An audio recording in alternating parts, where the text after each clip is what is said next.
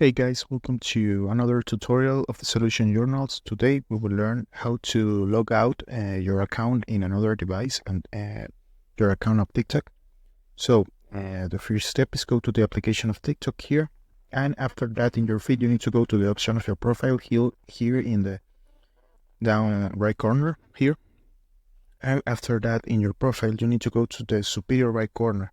In the bottom of these three lines, this is the option of settings and privacy. You need to pick here, and you got three options. You got a panel with three options: creator tools, my QR code, and settings and privacy. You need to pick here in settings and privacy, and after that you need to go to the options of security and permissions. The third option in the part of account, you pick here, and after that you need to go here in the second options where set management device.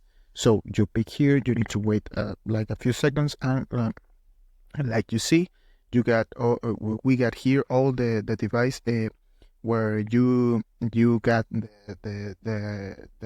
your account of TikTok. So if you want to delete, you need to pick here in this button of the trash, and that's it. You complete the process. So I hope this tutorial was helpful for you. Follow us for more content like this.